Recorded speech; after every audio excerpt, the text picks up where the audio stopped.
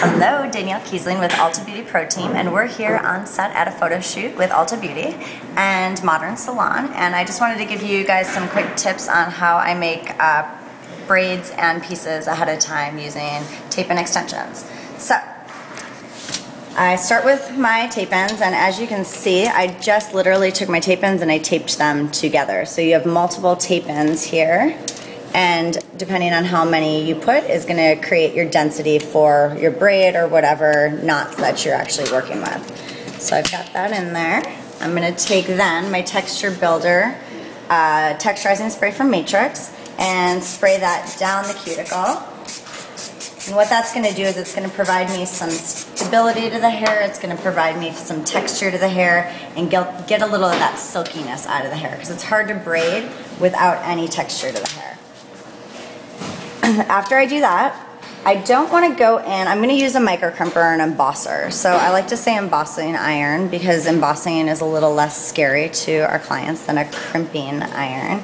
So I'm going to go in and actually, instead of really clamping down on this, I'm just going to go in and lightly emboss this because I don't want to really see in the braid a lot of lines. And if you just go through lightly, you're just going to open up that texture a little bit and give yourself a little bit of grip to work with the braid. But you'll see in the finished result that it's not going to look like I actually micro crimped.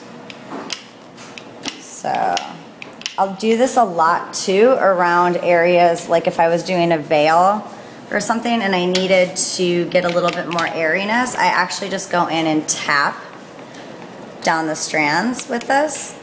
Again, because if I go in and I micro crimp it, you'll see the difference. So if I actually put pressure on that, you're gonna see how strong that micro crimping is. Where if you just go down and literally tap through your piece, you're just giving it a little bit of texture without actually getting too much of a micro crimp in there. So you can see the difference when I pull this apart as opposed to when I pull this apart. You're really going to get like a very frizzy and pushed texture where this is very soft, and to a camera or to the eye you're not going to see the actual crimping as much in there.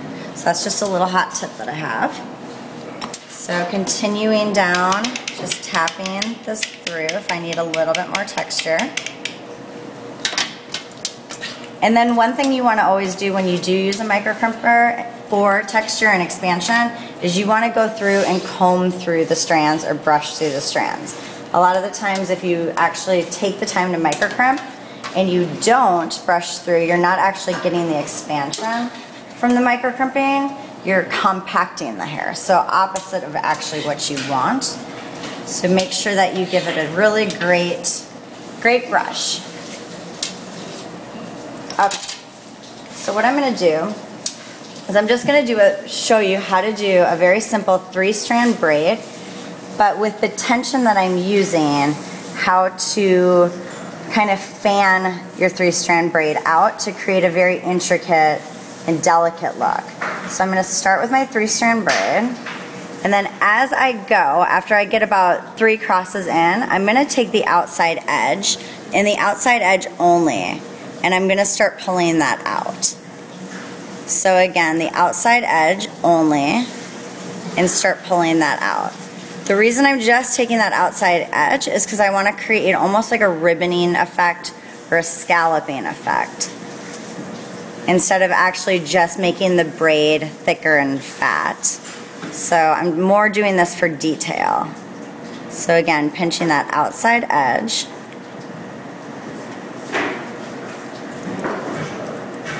And one thing you want to do is just keep your tension very light. So your tension is very light, and your partings or your sectioning, your strands are very clean.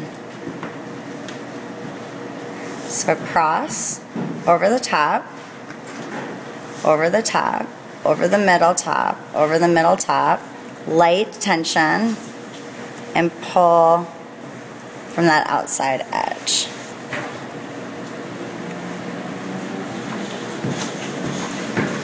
If the hair is getting a little slick and you need a little bit more texture, you can go in and spray a texture spray, or you can use, I love to use a powder, the powder texture products.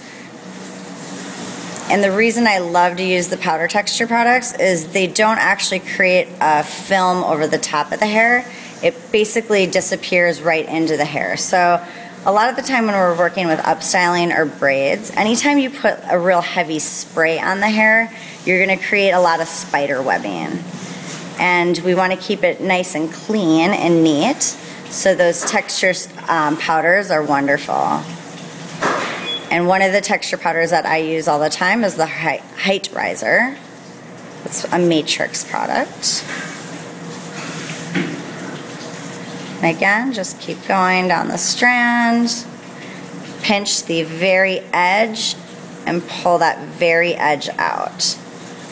Pinch the very edge and pull that out.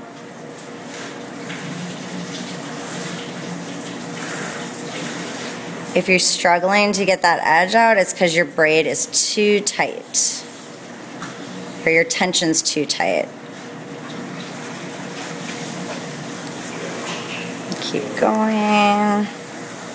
Also, I think a key to having beautiful braids is making sure that you have beautiful dimension in the hair.